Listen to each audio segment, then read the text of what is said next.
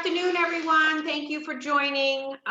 Joe and I are here to go over some tax topics that we thought may be interest to all of you, given that the close of 2020 is upon us. So with that, I'm going to turn it over to Joe, who'll go through our agenda and a few other things, and then in the end, we'll take any questions you may have.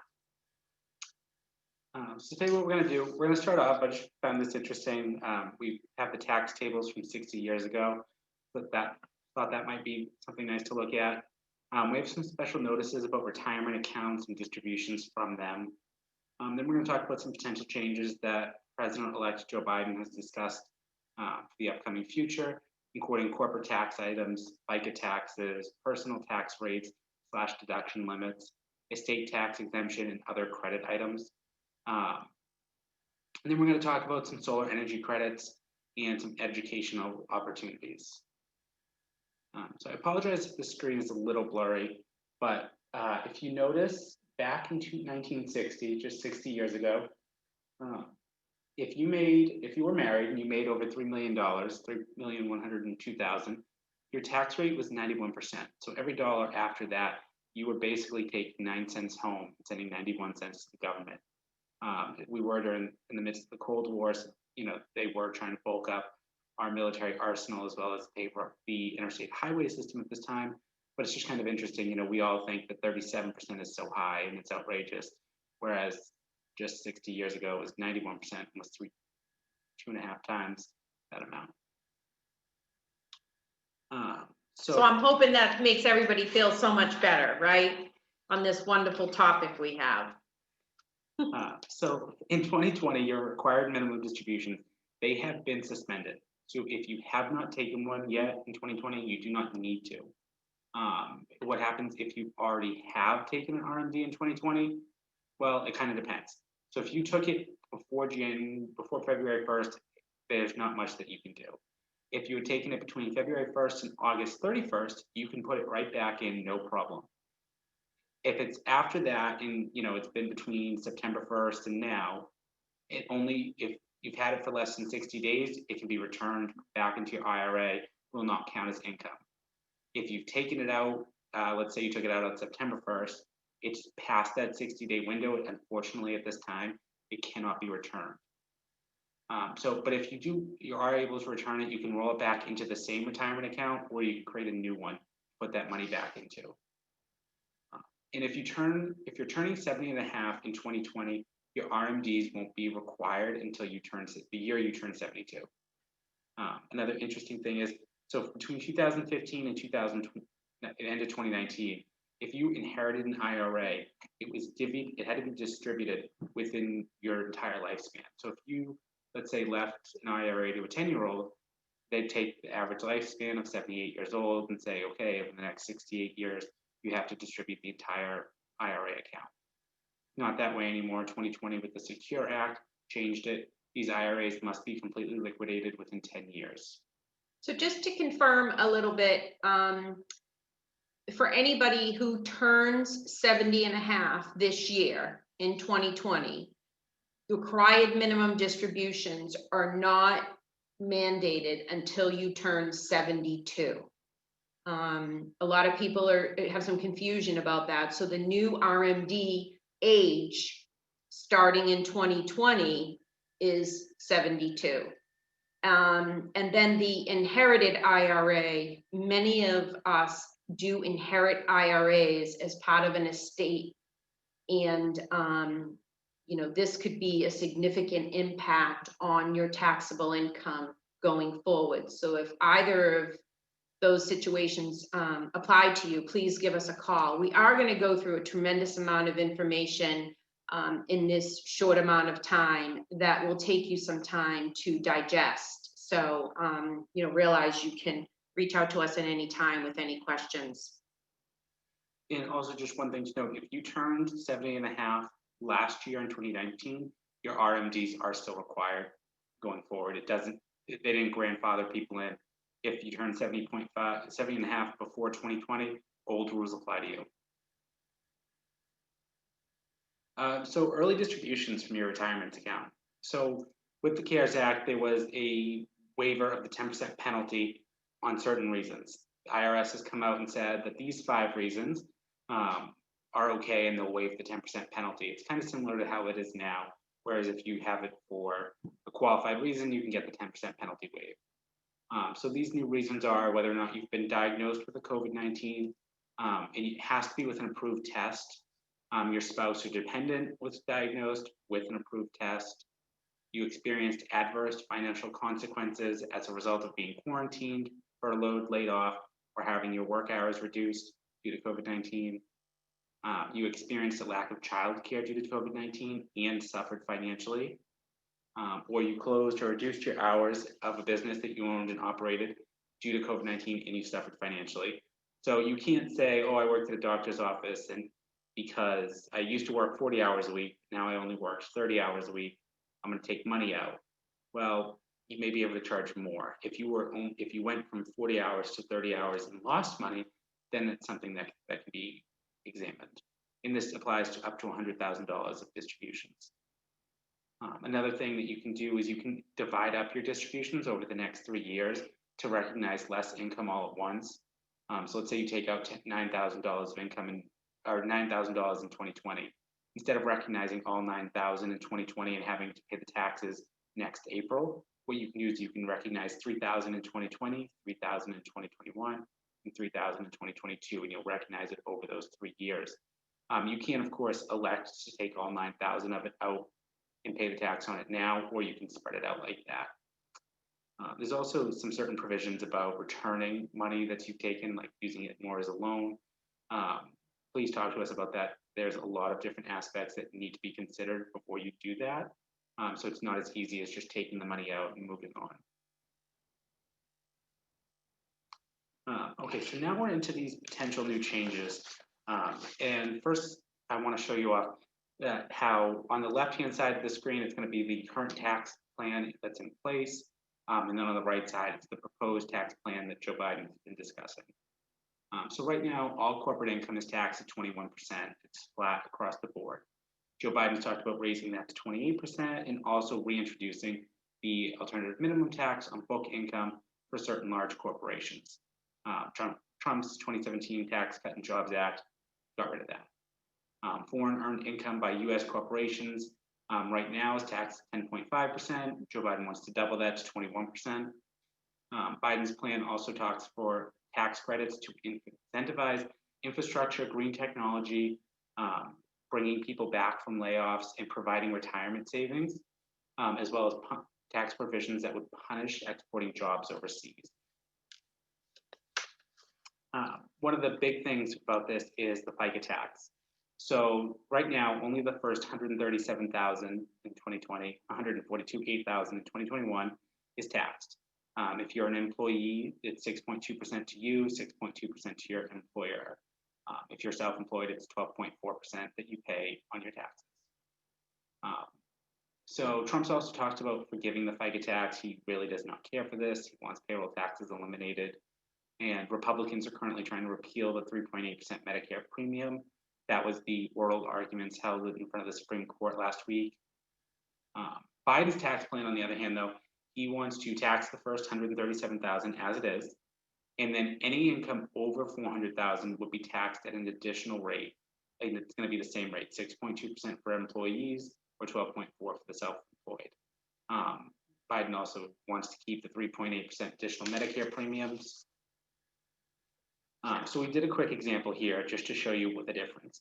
And if you think about it, on Trump's side, the first bite is taxed, and then whatever else is not. Whereas Joe Biden's side, there's that hole in the middle. So if you think about it like a donut, just the second side of it never ends. It's going to continue going forever. So you take a bite, have nothing, and then you're going to continue with the rest.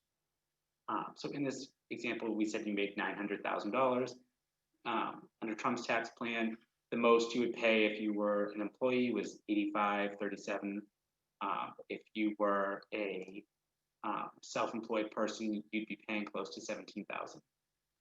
Under Joe Biden's tax plan, employees would pay about $39,537, whereas a self-employed person could be making close or paying closer to 79,000.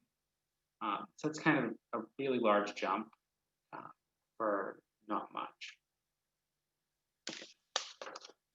So the personal tax rate and deduction limits under Trump's 2017 Tax Cut and Jobs Act, top rate is 37%, 40.8 if you factor in the Medicare premiums.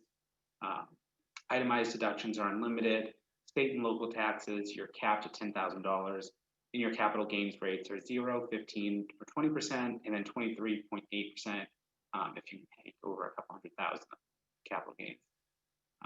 Under Biden's tax plan, if you make under 400,000, there's no change. Now, will that happen? Who knows? Could change at any given time. But that's what he talks about right now.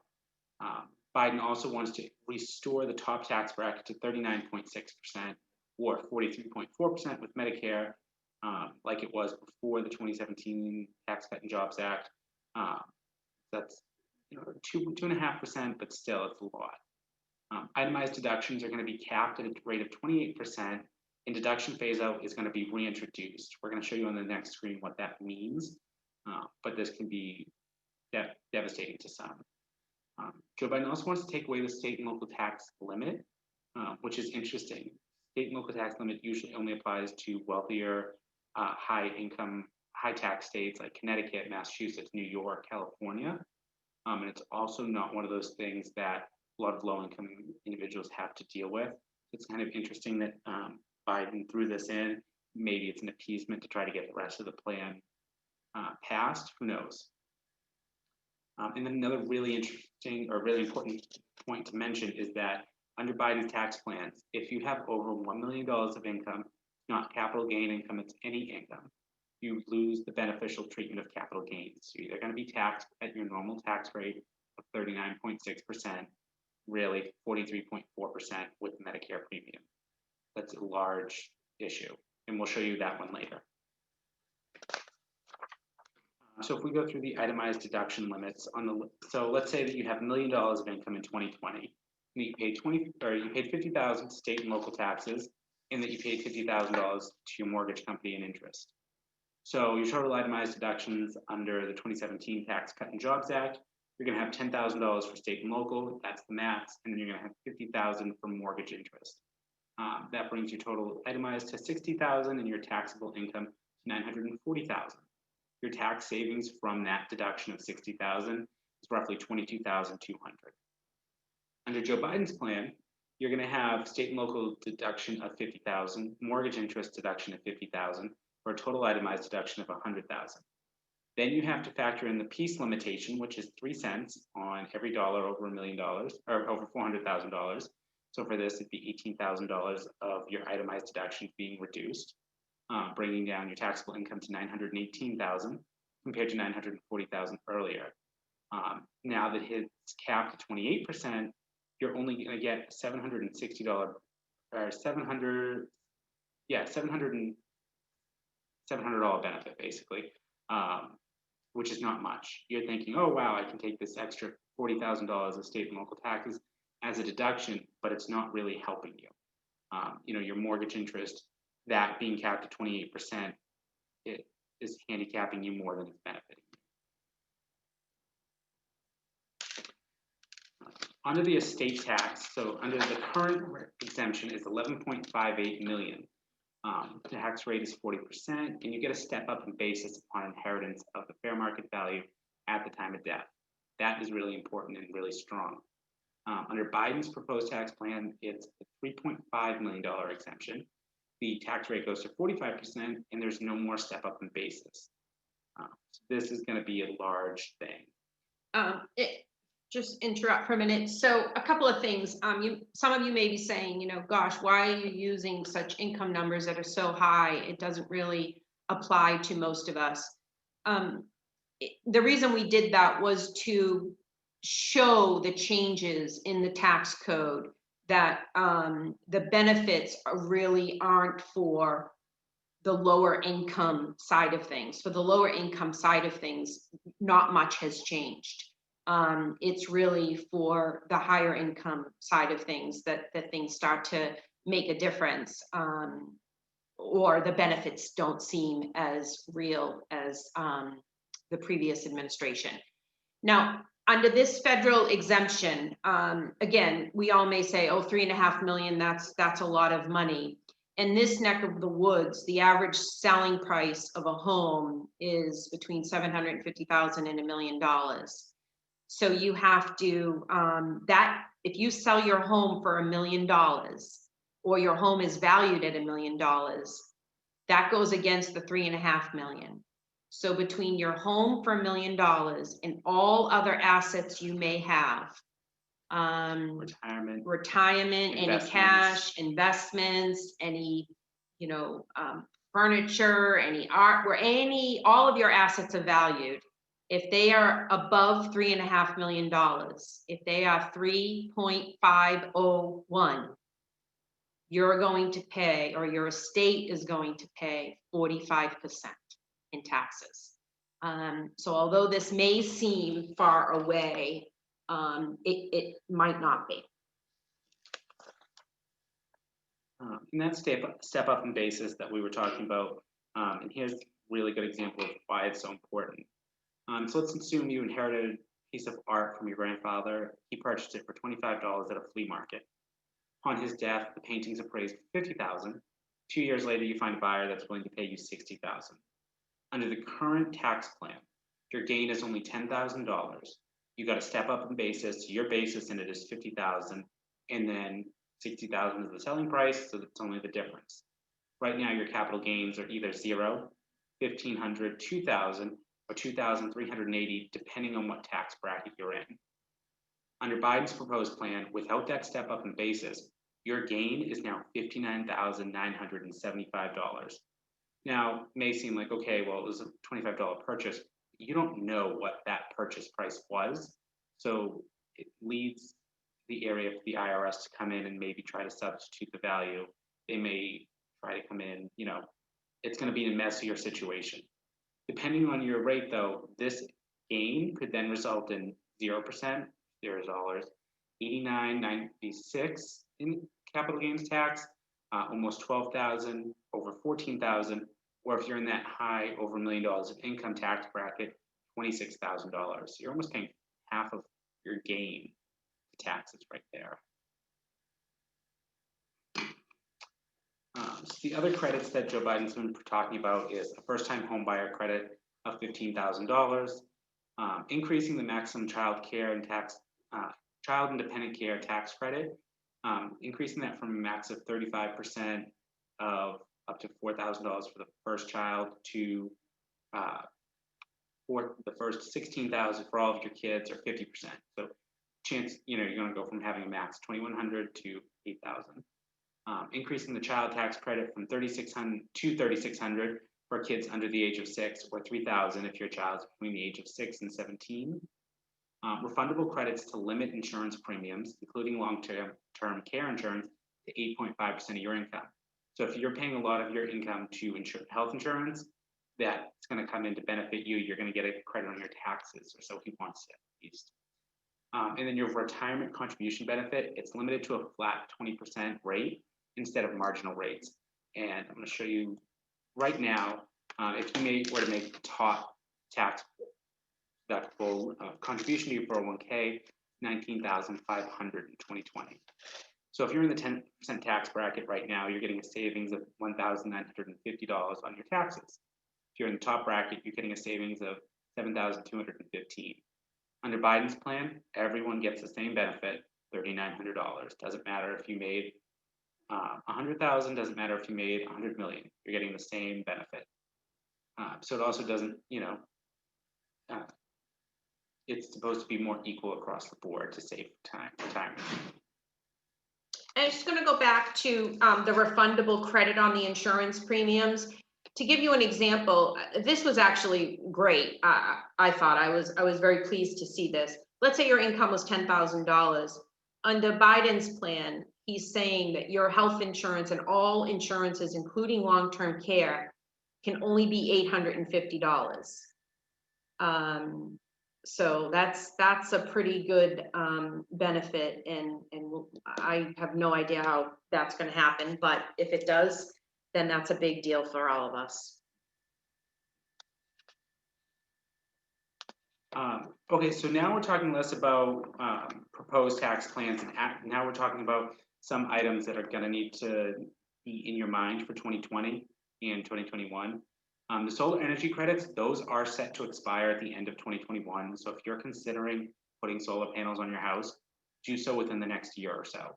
No guarantee that Congress is gonna renew this credit, so it might be gone forever. Your system must be installed on your home by December 31st of 2021. You cannot sign the paperwork on December 31st, 2021 and try to take the credit.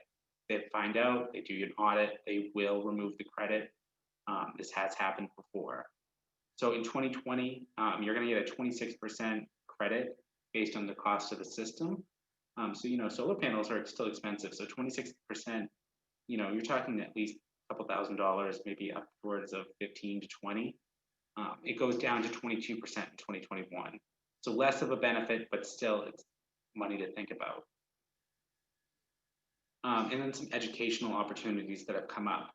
So under the CARES Act, student loan payments by employers are tax-free up to $5,250. So if you have employees, that's one thing to think about. Maybe instead of giving them a cash bonus, you give them this. They're going to pay less taxes on it. You're still going to get the deduction. The lifetime learning credit, the phase out is slightly higher. It's about $2,000 higher. So instead of starting at $116,000, it's going to start at 118, and go all the way up to 138,000. And then some new 529 plan provisions. Funds can be used now to pay for fees, books, supplies, and equipment for certain apprenticeship programs. And if you have any money left over at the end, up to $10,000 can be withdrawn to pay off student loans. That's a really nice benefit. So a couple of tips on this, go back up to the student loan. Some of you may have an opportunity to go to your employers and say, look, if you were going to give me a bonus this year of, $5,000, can you designate that and pay towards my student loan? Rather than that $5,000 being taxable income to you, the $5,000 will not be taxable income to you and will go against your student loan debt. So depending on what tax rate you're in, this could be a significant benefit. I wouldn't be shy about going to your employers about this because perhaps many of them don't even know that this benefit is out there, and it can be very powerful.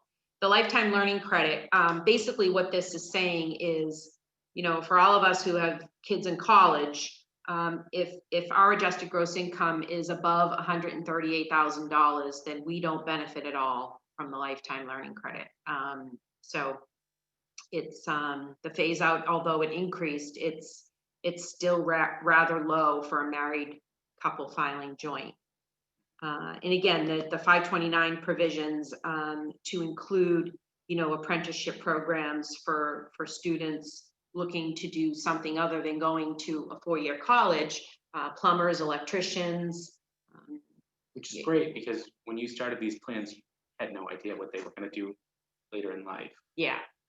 So anyways, that is available. And then again, the $10,000 to pay off the student loans is pretty valuable as well. Do we have any questions? You guys can send them in the chat or unmute yourselves. Either way works for us if you have any.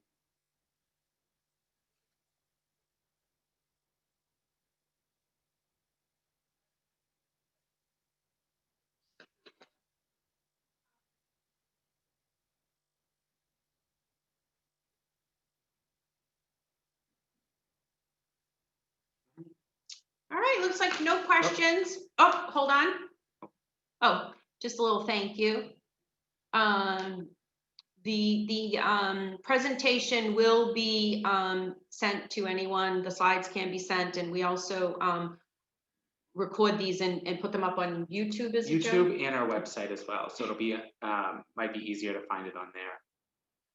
Great. And if, again, any questions, I know this was a lot, and we're going to continue to do this as information develops and we learn, so that we hopefully all can have an easier tax time this time around and less taxes for sure. Right. So thank you all. Thank you, everyone. Thank you.